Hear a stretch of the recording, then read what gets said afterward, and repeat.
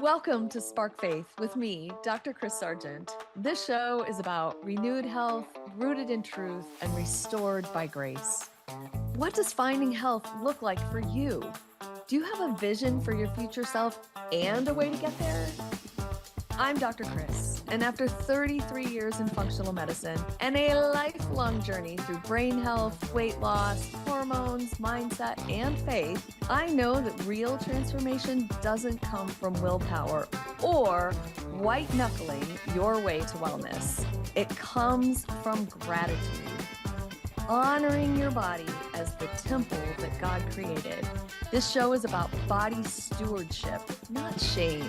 It's about rewiring your mindset, your metabolism, and your spirit to find lasting health without the grind. I'll help you cut through the noise, see opportunities instead of obstacles, and finally live the healthy, purposeful life you were created for. Let's spark faith and transformation together. Spark Faith starts now. Hey, everybody. Welcome back to the Spark Faith Show. I am Dr. Kris Sargent, and today we are going to talk about the glucose regulation ladder or the hormone regulation ladder in terms of blood glucose, blood sugar. So before you go, this is probably going to be some stuff that you haven't heard before. We hear a lot about cortisol and insulin, but we don't ever talk a lot about some other really integral hormones that might be taking away your ability to sleep. We are going to talk about sleeping through that 2 to 4 a.m. window, because I know that many of y'all are stressed and that is your favorite time to wake up. No, it isn't. It's terrible, isn't it? It's so annoying when you look at your clock and it is like 2:26 and you don't know whether you feel like you've been asleep forever or you feel like you just got to sleep, but all you know is that it's going to be difficult to get back to sleep. So I'm going to give you some ideas around why your blood sugar and the hormones related to it may be impacting that sleep time. And this is critical for everyone. This isn't just midlife, right? Like I know that my kids in their 20s sometimes have a hard time sleeping and sleeping through the night or getting really good deep sleep. And so blood glucose regulation is a thing. So we are going to talk about not only insulin and cortisol, but we are going to talk about glucagon, kind of a fun hormone to talk about. We are going to talk about norepinephrine, right? And we are going to talk about adrenaline. So those three also play out in keeping your blood sugar regulated all day and all night long, because this is not just something that happens during the day. This is something that we have to deal with all the time. So let's get into this. So this is not just about stress, right? If you're waking between 2 and 4 a.m., if you are crashing in the afternoon, if you're feeling anxious after a night of carbs or alcohol, because we're going to talk about a little bit about alcohol today too, you might just blame stress, but your body is running a glucose correction system, right? It is following a very specific order in order to keep your glucose regulated so that your brain, because that is the body's primary goal, is to keep your brain alive, because as long as your brain is alive, the rest of your body can function. And so that is the goal here, is to keep glucose going to the brain in an appropriate amount to keep your body functioning at its best. And when we don't eat enough carbs, when we restrict too long, when we do sometimes fasting too long, there's a place for fasting. I have a whole show on that. But when we aren't doing it properly, or when we're doing it when our body is not regulated, which we have talked at length about over the last several episodes about keeping our body regulated, nervous system regulation, stress regulation, all the parts, right? This is just another part of regulating so that our brain can work with our body in an optimal way, which is really what functional medicine is all about. So today we're going to break down insulin, glucagon, norepinephrine, adrenaline, cortisol, and then understanding this ladder changes how you can interpret your symptoms. So let's start with insulin because insulin is your storage switch. Okay. So when you eat, glucose or blood sugar goes up. I think we all know that, right? And insulin is released from your pancreas, right? And glucose can now move into the cells. It's not quite that easy, but it's easy for us today, right? Any excess glucose is stored as glycogen. I know it's another big word, but that happens in the liver and in your muscle tissue, right? Like we can store glycogen, and then any other excess gets stored as fat, which we don't want. So then glucose, when we need it, it comes out of our liver when we need it. But right now, because we've just eaten, insulin has been released, glucose is moved into the cells, excess is stored as glycogen. Glucose release from the liver is taken out of the picture right now, right? Because it's in storage mode, right? So insulin turns on storage, it turns on fat storage too, and turns off release of blood sugar or glucose. Now, if glucose rises really fast, right? Let's say we're eating our candy bar, our granola bar, our sugar-filled, carb-filled oatmeal in the morning, there may be a really sharp rise in your blood sugar. And then the insulin response is also going to be sharp. And so your glucose may drop very quickly afterwards. And that, in terms of symptoms, can show up as maybe within an hour or two after you eat, you feel sleepy. And it's because of this very sharp up and down that happens. And the drop will determine what happens next. Okay, so in the regulation ladder, when your glucose levels or blood sugar falls, the body escalates its order, right? When it falls, the first thing that's going to happen, if your body is calm, the first thing that's going to be released is glucagon. I know, you've never met this little hormone before, right? You've never met this guy before. But what that does is it signals the liver to release some glycogen, which can be then converted back to glucose, and your glucose can rise gently. This is if we are calm, right? This is quiet stabilization. There's no symptoms. This glucagon is released from the pancreas as well. So you know what your pancreas is doing here. It's making up a bunch of hormones that have to do with glucose regulation, among other things. And this signals, like I said, it signals the liver to break down glycogen and raises glucose kind of slowly. There's no anxiety around this, like you don't have any symptoms. This is just a quiet glucose stabilizer, right? And as long as your glycogen storage is strong, and then this is enough. And if this happens overnight, you're not going to wake up, right? So if you have a drop in glucose and your body is well stored with good, healthy glycogen, and you haven't been stressed, then glucagon can come along, raise that glucose ever so slightly, and you just keep sleeping through the night. Kind of cool, right?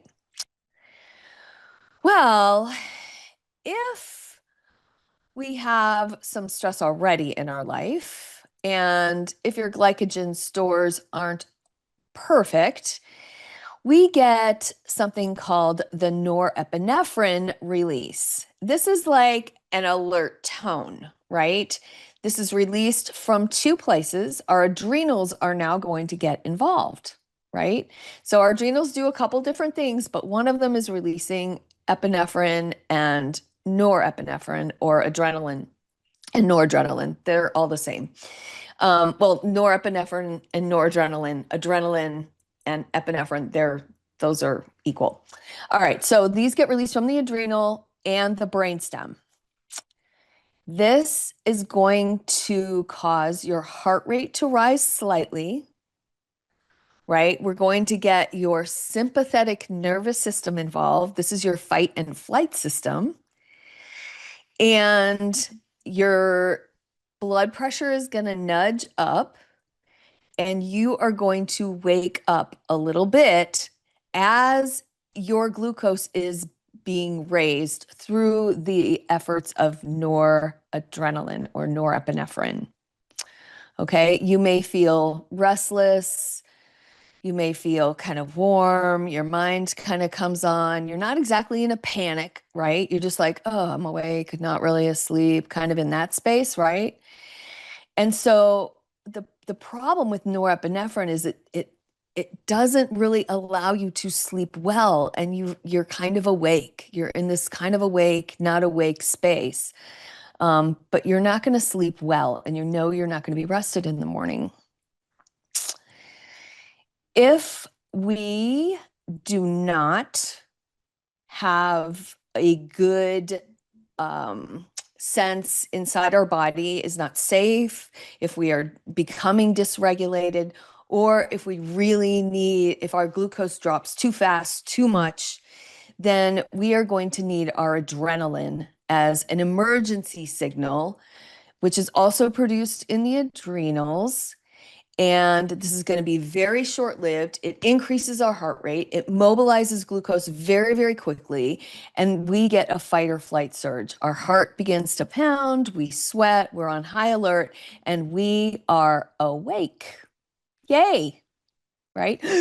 Kind of one of those kind of awakened times, right? Like you just wake up suddenly.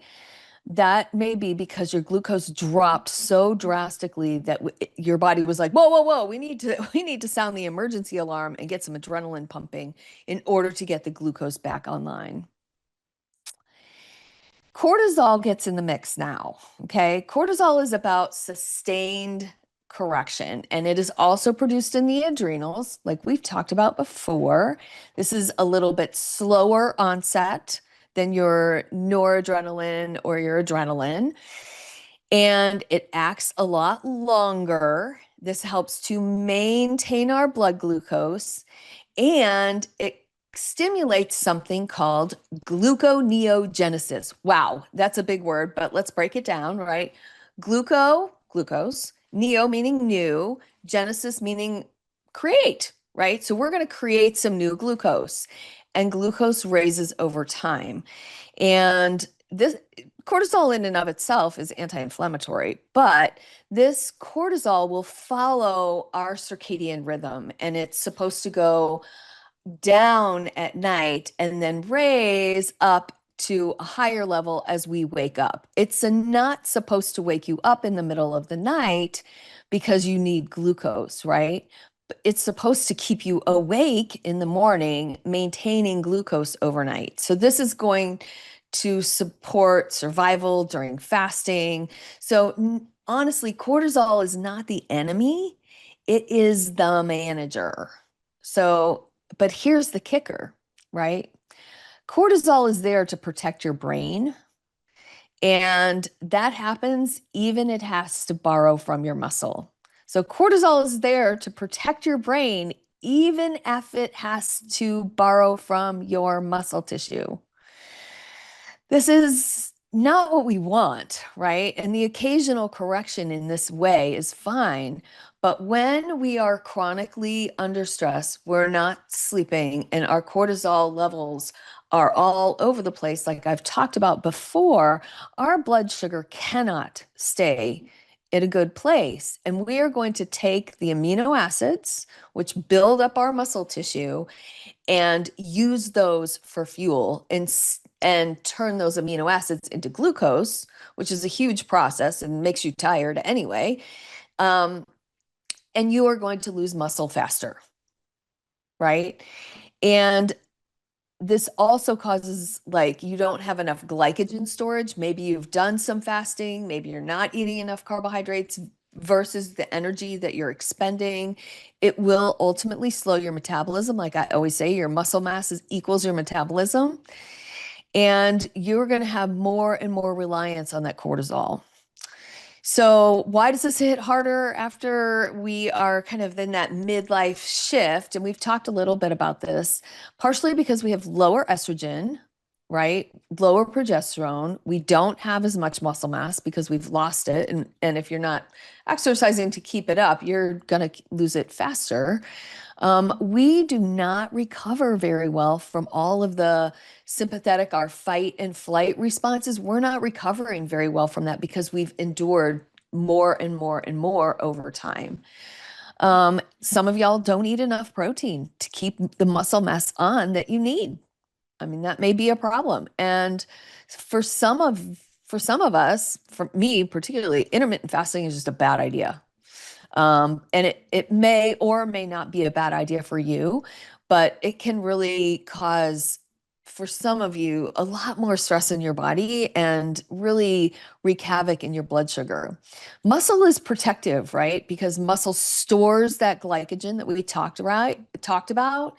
It buffers those glucose swings, and it reduces the need for cortisol to escalate, like particularly in the middle of the night. Less muscle actually is a faster climb up that ladder. We're going to get that adrenaline release. We're going to noradrenaline release. We're going to get that adrenaline release. The glucagon is not going to be enough. That calm set, like slow rise glucose is not going to be enough. And so we're going to get more nighttime waking, and we're going to have more daytime crashes. So y'all, you're not fragile, right? It's just that your buffer has changed. You just don't have that buffer that you used to have. And this is what happens to our bodies over time, right? This is an accumulation of stress, whether it's 6 months, a year, 2 years, or maybe a lifetime for some of you, depending on your trauma, big T and little t, right? So, what about eating refined carbs at night? I know I used to be a nighttime popcorn chipaholic kind of girl. That was definitely part of my food addiction a long time ago. But what ends up happening is that rapid glucose rise causes your insulin to surge, right? You're going to get a rapid drop, and that ladder of glucagon release isn't going to be fast enough. So either norepinephrine or noradrenaline, and then adrenaline is going to kick in. And then what's going to happen? You're not really going to be able to sleep as well. And if you eat those carbs by itself, you're going to get a stronger insulin response, a faster drop, and a greater escalation in that ladder, right? A super rapid drop is definitely going to be that adrenaline. It's going to pop in. Moderate drop, norepinephrine, easy. Persistent instability leads to persistently high levels of cortisol. So rapid spikes are going to create rapid corrections. And that correction can wake you up 2 to 4 hours later. So you have that snack at 9, you go to bed at 10, by 2, you are wide awake. So hopefully this helps to start to sort out why this happens, right? So let's talk about alcohol and our glass of wine that helps us chill out. And yes, initially, actually, it can help you go to sleep, right? Um, it causes an increase in GABA, GABA, which is a nice calmative neurotransmitter. However, okay, here we are. We're going to use this big word again. It suppresses or it decreases gluconeogenesis. So it suppresses those signals that turn on, hey, we need some glucose. Okay. Instead, your liver is busy detoxing the alcohol and not so concerned with your glucose levels. Okay. Your liver is preoccupied, right? Like we are when we're scrolling, we're preoccupied. Your liver is preoccupied with detoxing the alcohol instead of keeping your blood sugar even. And this is going to change the way that liver glucose, this is going to change the way that your glucose is released from your liver. Okay. And so glucose drifts down, glucagon pops in and tries to correct it in a nice calm way. But if it falls too low and your glycogen is low, then norepinephrine kicks in. And glutamate, the opposite of GABA, kicks in. And now you are awake. So you've had your glass of wine, but now you're awake between 2 and 4. And you are wide awake, and it's going to be really hard to fall asleep. You may even feel some anxiety. That's part of the hangover feel, right? Some anxiety. Your sleep is going to be very light and fragmented, and you're going to be awake. And, and this doesn't necessarily have anything to do with stress levels, like mental health stress levels, but it's because your liver was just preoccupied doing other things, trying to get rid of all of those things. In terms of symptoms during the day, we're going to take a little shift here because we've talked about how it can feel at night, but during the day, sometimes between mid-morning and sometimes in the middle of the afternoon, that 3 p.m. time, that can also be a time of anxiety, brain fog. Maybe you get a little bit irritable. Maybe you work out in the morning and you're feeling kind of shaky. You're having a lot of carb cravings, right? Sometimes these are emotional, so we definitely need to tap into that. And sometimes these are metabolic, and that's where this whole ladder of things can tip the scales into anxiety, and we're feeling all this anxiety and we think it's something mental health wise, and it may be, but then on top of it you've got a blood sugar drop, right? You've got this dysregulated blood sugar. So it can be more than one thing, right? I often say, like, ticks and fleas cause a dog to scratch. And so just like, hey, because you may be psychologically stressed, but if your glucose is off, that may also cause anxiety. So sometimes what we feel psychologically may be physiological correction, right? So what sometimes feels very psychological, that anxiety, may just be your physiology trying to correct itself by the added adrenaline or norepinephrine.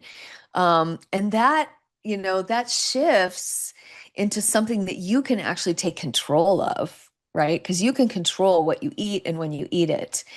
And so in terms of getting some regulation into this, right, we want to figure out, okay, great, Dr. Kris, you've told us all of this physiology, which you probably will have to go back and listen to again.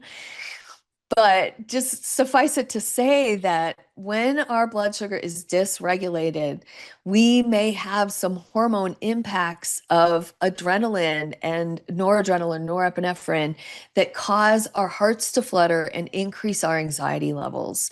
And so let's figure out, sort of at a high level, what can we do to mitigate some of those things, right?